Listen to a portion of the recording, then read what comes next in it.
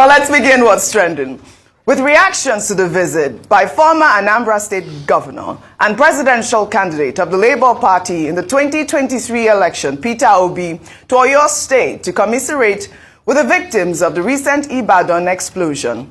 Peter Obi was accompanied by activist and politician Aisha Yusufu and some Labour Party chieftains. They met with the governor of the state, Seyi Makinde, who thanked Obi for the visit and claimed that out of the 3 politicians who contested for the 2023 elections, the presidential candidate of the People's Democratic Party, Atiku Abubakar, has not called or even sent a condolence text message over the explosion. I'm particularly grateful because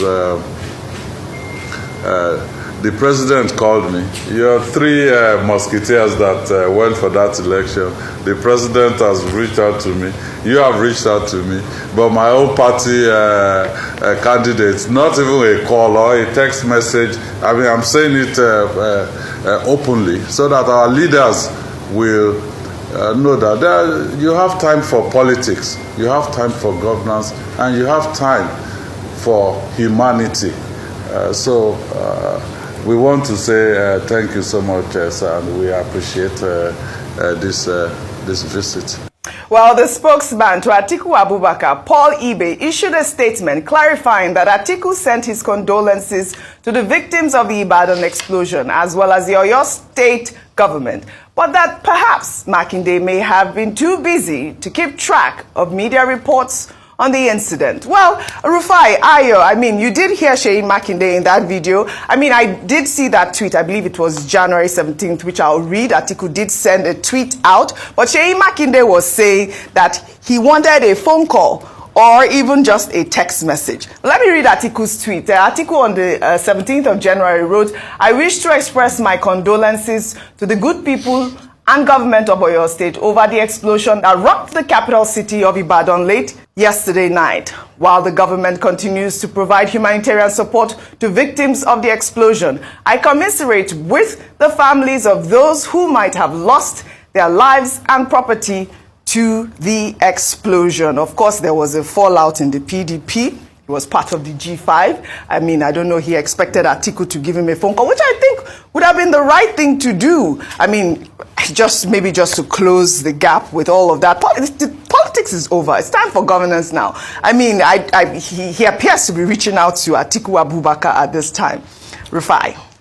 Does it miss Atiku Abubakar? Already. So much. Already. So when they were doing G5 and he had the state in his hand and he flipped it towards President Tinubu.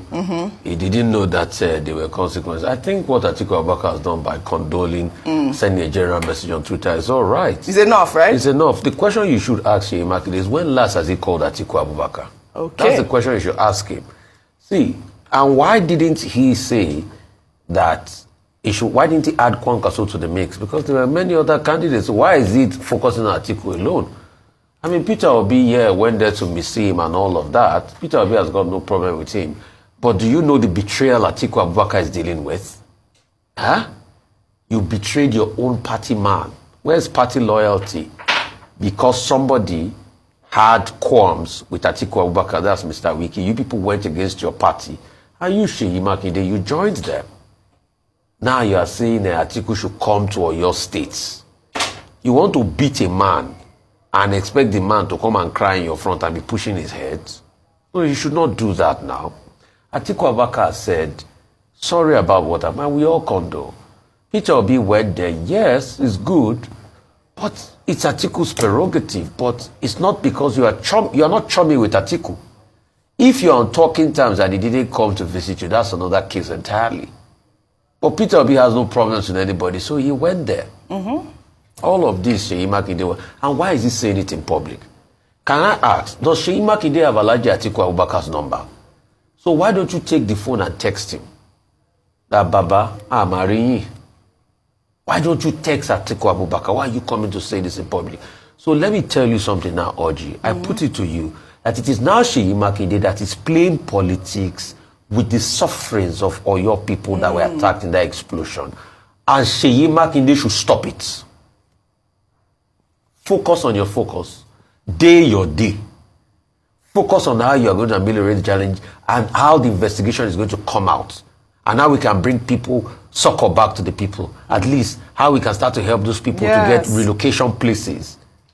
And how we can also advertise the need for insurance. I doubt if most of those homes are insured. And ensure that, we condole with those people properly. Not now bringing into the fact that now you are the one that is turning this into politics. As against what he said, that the type of politics, now you are the one that is bringing politics into it. Because also you could equally mentioned the other candidates. You could have equally mentioned Kwankwaso. You could have even mentioned all the other candidates that ran in the election. And they were not three main candidates. Kwankwaso he said three musketeers. It's an insult to Kwankwaso because Kwankwaso too got over 1 million votes. 1 million is a large amount. It's a lot of votes. It's a lot in an election where the grand winner was 8 million or thereabout. Kwankwaso took out over, you could have mentioned Kwankwaso names. So Sheja Keje should watch it. All right.